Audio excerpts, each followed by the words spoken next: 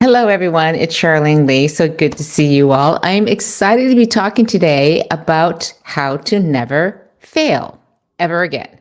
And I'm excited about this because failure is a part of life. And I would love for you to share as you're coming online here.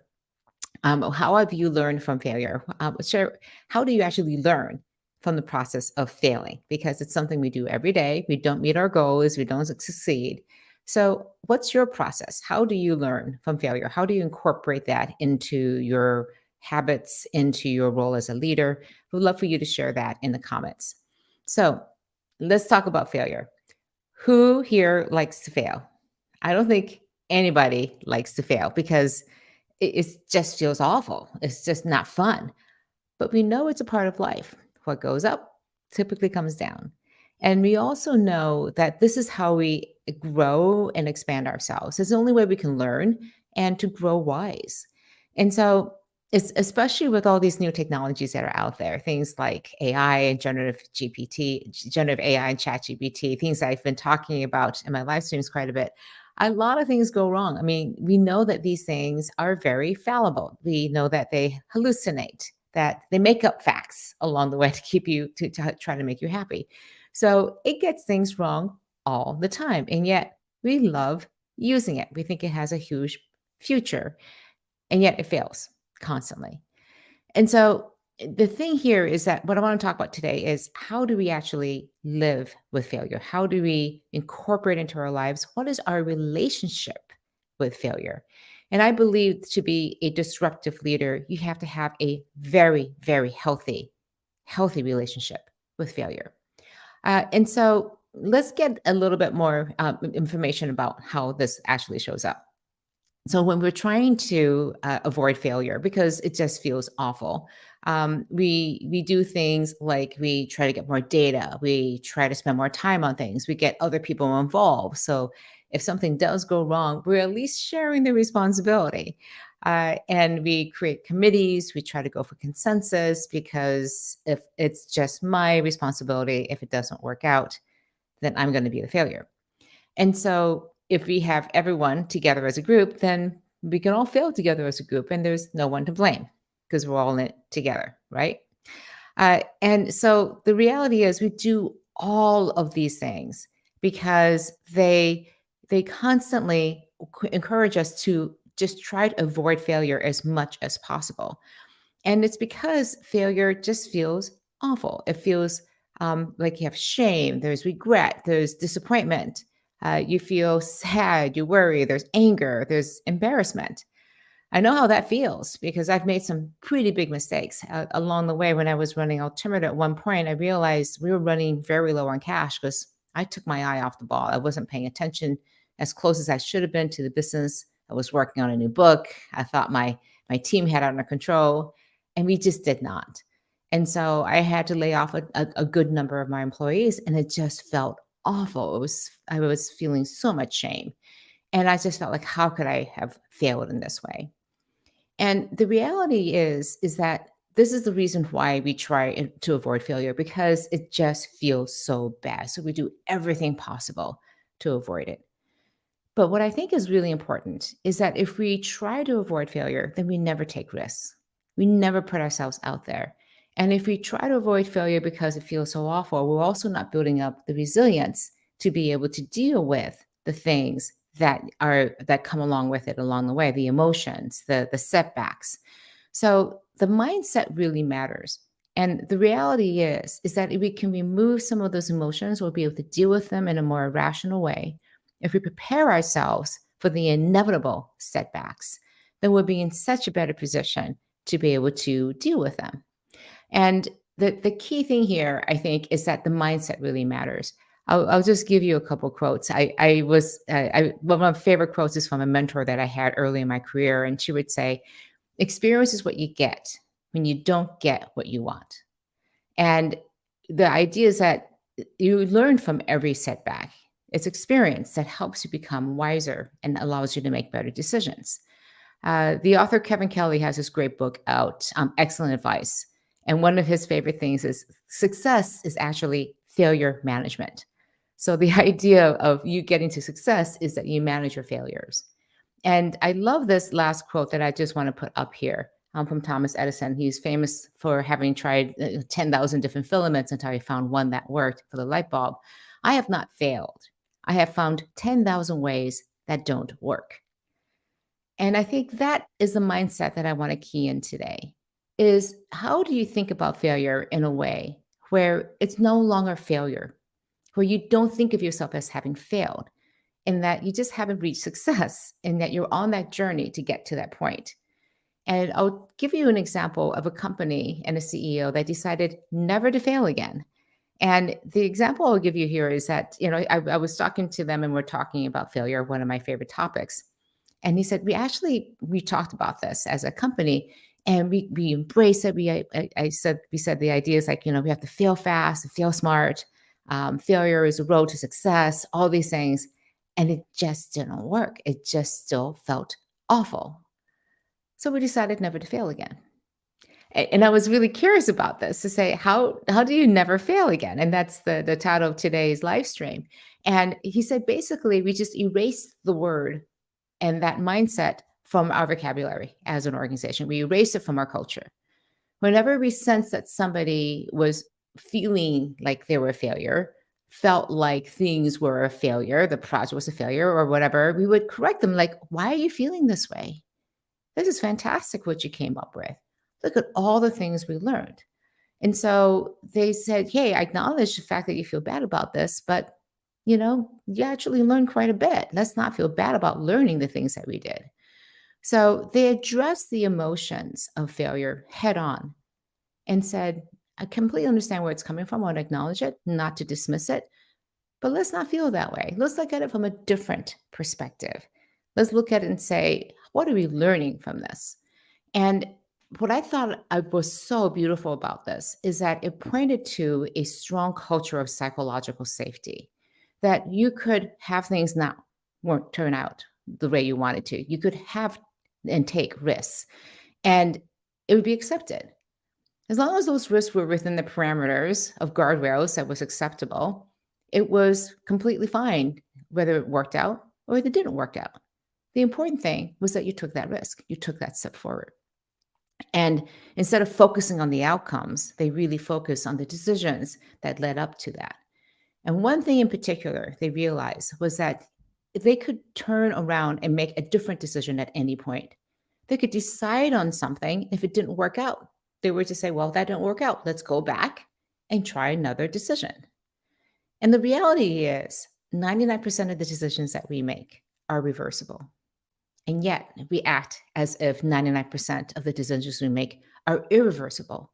Because again, of these emotions that, well, what if we were wrong? What if we made a mistake? What if we failed in that decision? Then it would make us look bad. We wouldn't want other people to know. And so we hide it. We try to hide it in committees. We take our time, go into data and analysis paralysis, all those things that are not good decision making, all because we are afraid of failing. So I would ask that we think about how to never fear failure again, to really have a different relationship with failure. And in particular, that we think about this relationship with failure and our relationship with each other in an organization, especially as a leader, is that the strength of a relationship isn't how perfect it is. It's not about being perfect and right and successful every single time. It's really about how resilient that relationship is as it deals with the inevitable ups and downs. And just think about the best relationships that you have. Are they perfect? Do you never make mistakes? Do you never fail? Of course not. But you're there in that relationship to pick each other up, to support each other, and to really move things forward. All right. So we have a couple comments here. We have Jay. Welcome, Jay. Mark Twain has a quote from Mark Twain. A good judgment comes from the experience, and experience comes from bad judgment. A classic Mark Twain quote. I've been doing a lot of work around wisdom, and wisdom is about exercising good judgment. So, and wisdom comes from a lot of experience, again, of things not necessarily working out. So again, I love the fact that you get experience from things not working out, from bad judgment. So these are iterative things. I've also had quotes, for example, it's okay to make mistakes, but not the same mistakes. Make new mistakes instead. So here are a couple ideas on ways to think about how to never fail again. And what I mean by that is that not that you will always succeed, but that you'll never have this mental state of being in failure. So, a couple first things. And again, this is more partly from a personal perspective, but also from an organizational perspective. One of the most important things is to conduct postmortems. And what I mean by that is that at the end of projects, but also at the end of the week, at the end of every day, think through the time and what worked, what didn't work. And the best postmortems are the ones when you look at a project and people always talk about what were things that went well, what would we change. The way to think about these is that 25%, only a quarter of the time, if you're spending an hour, 15 minutes, should be on what went well, what went wrong. 25% on what you learned, and 50%, half the time, on what will you do next? What will you do differently? And I find that we don't spend enough time on that last part and really thinking about the majority of the time, how will you do things differently? So I'll give an example. I recently did something, said something that was really not very well considered. And I sat back and I thought about it at the end of the day, like what got me into that situation? How did I make that situation happen? What did I learn from that? But very importantly was how am I going to recognize the triggers and the situation if I'm in that again? And I really thought through the situations and spent a lot of time saying, okay, if I'm in that situation again, I'm going to take a deep breath, recognize it, and then really be considerate and thoughtful about what my response is going to be. But we oftentimes don't do that last part. And we do that for ourselves as leaders, as people, as individuals, but we do that as teams. We start building this thoughtfulness, this wisdom about how to make better decisions and judgments in the future. So, first of all, conduct not just postmortems on projects on your days, but do them in a really, really thoughtful way by focusing on what you would do differently and do next. And the second thing I would say is to be really clear about what is possible, what is in the realm of possibilities. Because we oftentimes talk about failure as, well, we didn't hit our objective. But if we are very clear that when you're at the beginning of the project or over the day or whatever it is that you're setting out to do, well, these are the possible things that could happen. These are great successes, but these are also the things that could go wrong. And anything within that realm of possibilities is going to be fine. So we oftentimes say we're going to hit this project and these other things are going to be great. This is our goals. This is what success looks like. And we're going to hit it, right? Well, if you only set goals that are attainable, 100% guarantee we're going to hit them, our goal is only going to be this big.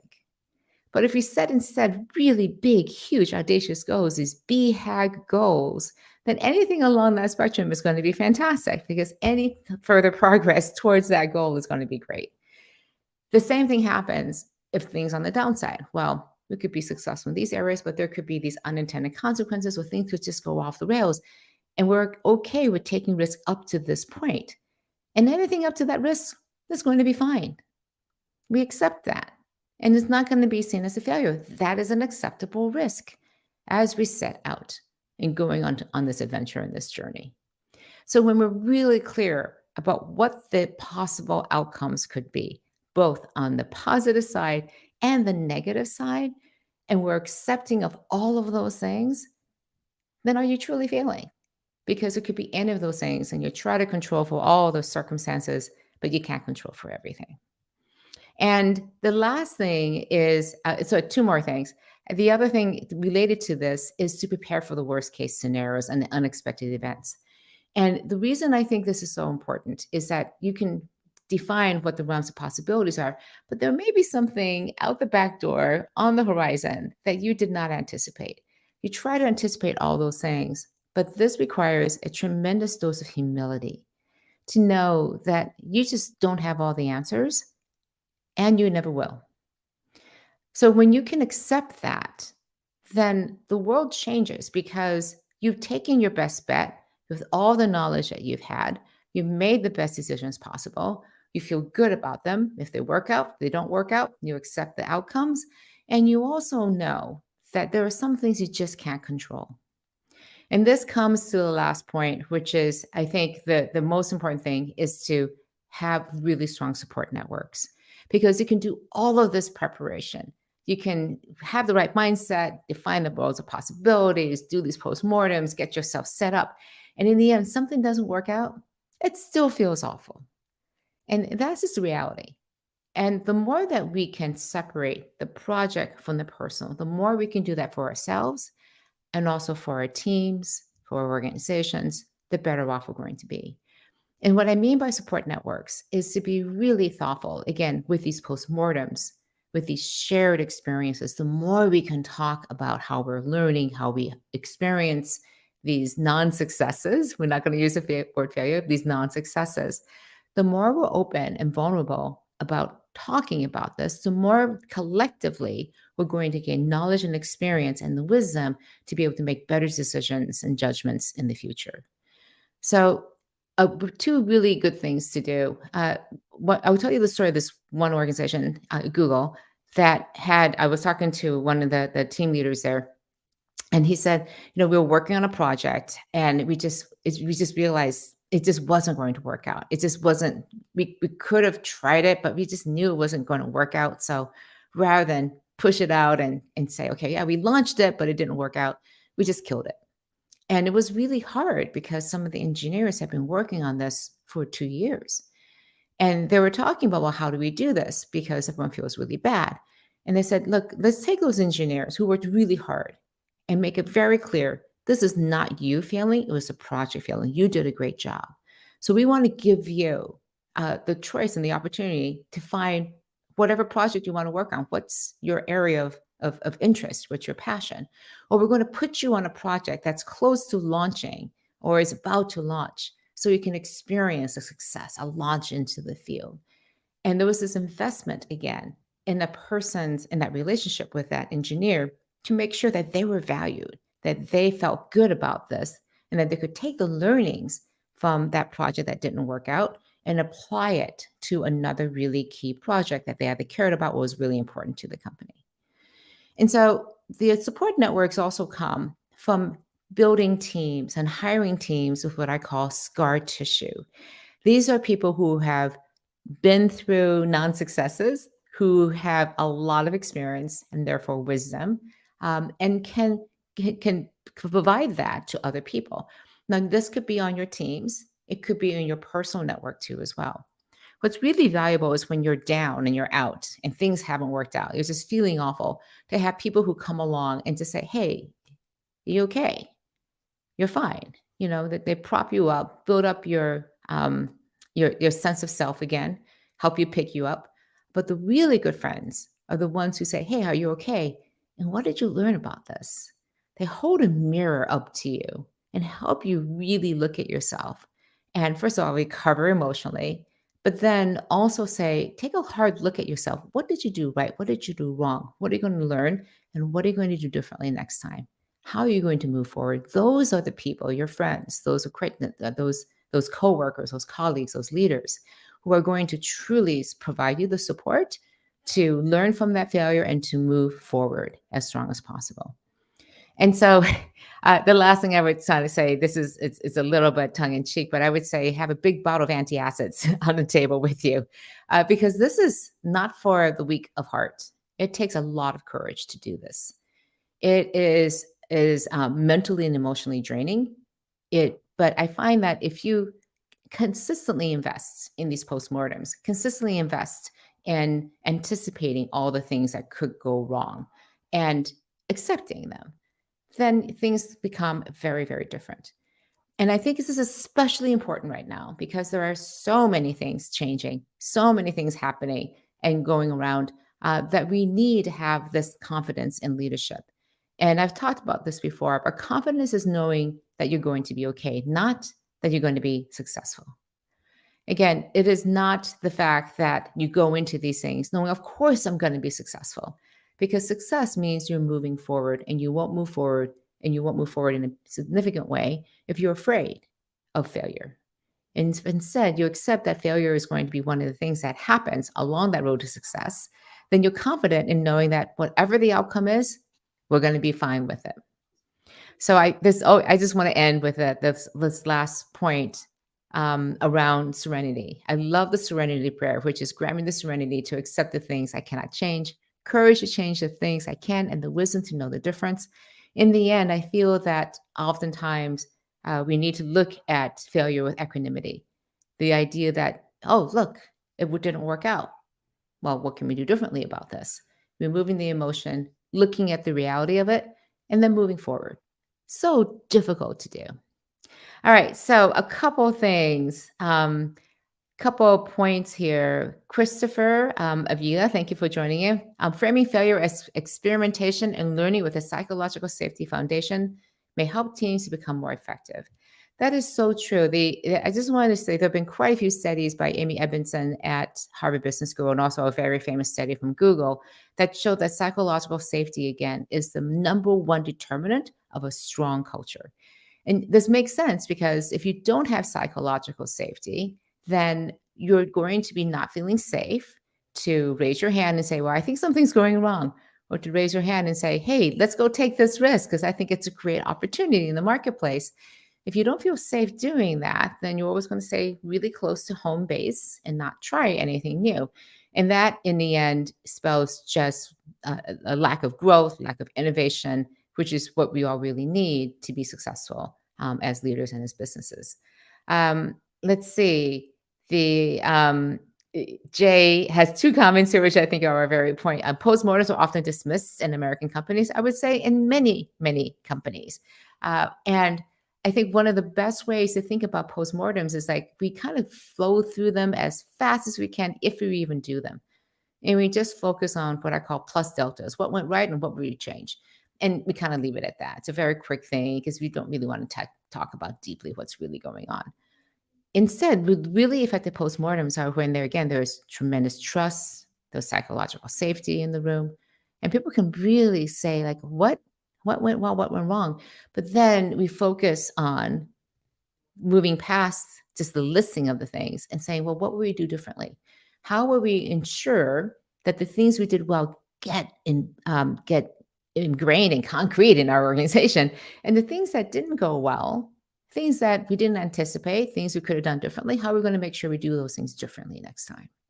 Again, you may change your processes, you may change our mindsets, you may change the communications, the collaboration tools that we use, and the ways we work together. But let's go through and really document what is going to change.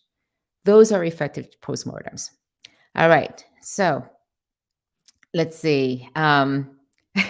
Jay, just a couple other comments. I think you're really liking this point. The grand finale of Succession is a great case in point. Humility was noticeably absent. That's a very good point. I have not watched Succession. I need to sit down and binge that whole entire series. But from what I understand, again, humility is not exactly in that family.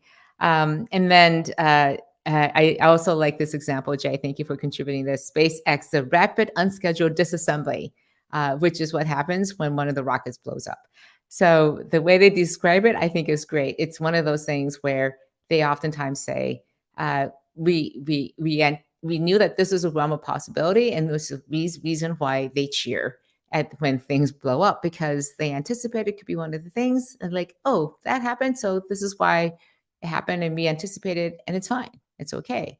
But their definition of success was a launch, not necessarily the landing. Landing was just extra bonus points if they could take that too as well. So these are all great examples. And I just want to leave you today with just one additional thought. This is the key thing to success. The number one key to success, I believe. And especially if you are trying to drive innovation, disruption, transformations in your organization, the key thing to success is your relationship with failure, your personal relationship with failure, and then how you show up as a leader because of that relationship. If you can demonstrate directly and personally that you have a great relationship with failure, that sets the foundation for everyone else to develop their own relationship with failure, to take it to a point where they can look at it, examine it, look it in the face, and be okay with it. Because if we can't talk in a very thoughtful, accepting way of our own failures, be able to authentically share, wow, this is what I learned from all the many failures, all the different times I didn't succeed. And I'm okay with that. That shows and demonstrates and takes the stigma away from failure. And the more we can do to make failure a part of the everyday, to remove that terrible shame, disappointment, regret, all those hard emotions to bear, the sooner we can address those, not make them go away, but to address them, to make failure not so much the accepted, but something what I call, I actually wrote a chapter in my book, Open Leadership, about the failure imperative.